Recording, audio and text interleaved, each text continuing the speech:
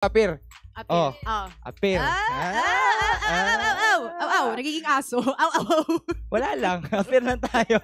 Kasi, unang linggo pa lang ng April o Abril, solid na agad ang performance nyo. Umabot na naman sa higit 250,000 ang ating peak concurrent viewers. Wow! Grabe yun. Uy, grabe. Thank you so much. Kamsahamnida. Oo. Thank you.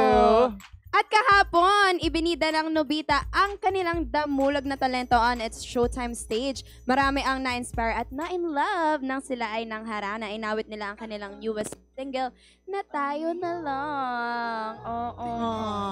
ang galing ng Nasabi song nyo na ba yan. yung word na yan sa isa't isa? Tayo na lang. Or nasabi nyo na ba yun? Curious lang kami. Oo. Yun yung pag walang gumagawa, edi tayo na lang. O, diba? Voluntary. Ang galing mo, no? Palusot siya. Ito dapat Galing yan, appear. oh. Appear. Appear tayo. So, Oh, bakit tayo ang na ulo lang. ko? So, Oo. Sus. Asas. Kayo ba, nasabi nyo na ba yun? Oo. Saan? Sa pilitan, tayo na Di ba- lang kasi. Tagal eh. Di ba nasabi yan kay Kuya Wise? Tagal mo daw. Kaya Ikaw, Ann? Ako? Oo naman. Oo. Paano mo sinabi? Patingin nga, paano mo sinabi? Tayo na lang. As a baby girl. Tayo ka din. Pabulong, no? Oo. Ay, pero ito ha, syempre, tayo rin ay nakakwentuhan nila dito sa Showtime Online U at nagbahagi sila ng good news para sa kanilang mga fans. Yes. Wow. At sa Karaoke Kids naman, dambuhalang galing naman sa hulaan ang ipinakita ng tandem ni na Ate Ann and Quiz Jong. Nanalo nga sila ng 50,000 pesos at ito ay ipapamahagi ni Ate Girl Jackie sa madlang nagbebenta ng kalakal sa junk shop. Wow! Congrats po! Yes! At hindi rin naman natin pinalampas ang chance na makakwentuhan ang ating mga cutie chikitings. Nakipagkulitan at nakipaglaro pa tayo sa kanila dito sa Showtime Online U. True! Sobrang cute. Ang cute ng mga bagets, di ba? Everyday, ang cute, ang tataas I ng agree. energy. Very consistent. Yes. Aha. Sana makakayat sila mamaya din. Oo, feeling ko Oo. aakyat sila. Oo, para may mga makakulit tayong kids dito. Ito naman, sa especially for you naman, natunghayan natin ang kwento ni na Hazel and Sun Woo. Sila ay nasa long distance relationship na kalaunan ay nagkalabuan na.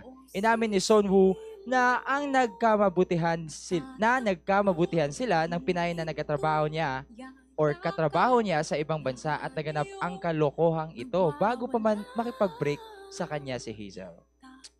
Oh my gosh. Oh my Sakit. gosh. Hirap talaga ng LDR, no? Yeah. Oo, marami kasi pwede mangyari talaga pag LDR. Sobra. Diba?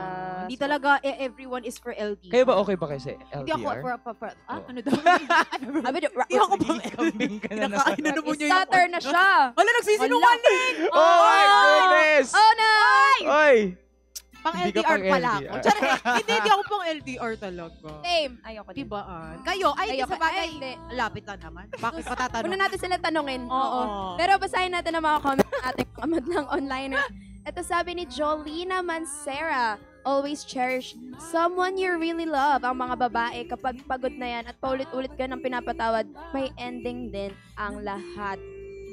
True. Oo, totoo. So, sa side siya ng girl. Oo naman. Oo. Sabi naman ni Romel Manalo, masakit ang mawala ng minamahal. Alam kong nanghihinayang ka, boy, pero tinanong ni Vice kung may second chance pa, tanong kay Hazel. Parang ayaw na talaga niya. Salamat sa Showtime at may gantong segment kaming televiewers at may natututunan ako na mga aral na di lang sa love life, pati sa buhay na dapat kung ano ang gagawin natin. Tama. Ay, Uy, God. tama. In fairness naman talaga, marami tayong napupulot na aral. At nagkaroon naman ng pag-asa itong si Hazel na muling maayos ang kanyang puso nang mapili niya si Raya na maging bagong kaibigan. O, di ba? Congrats. Ito pa. Congrats! At sa Talented Bagets na nagtabatan sa tawag ng Tanghalan Kids, ang galing ni John Lawrence ang nanaig at pasok na nga siya sa ating weekly finals. Yes! Yes, ano pa? Mamaya, 3 munting tinig na naman ang magbabanggaan. Sino kaya? Kina Princess Kate Castardo, Althea De Leon at Diane Duran ang tatanghaling daily winner.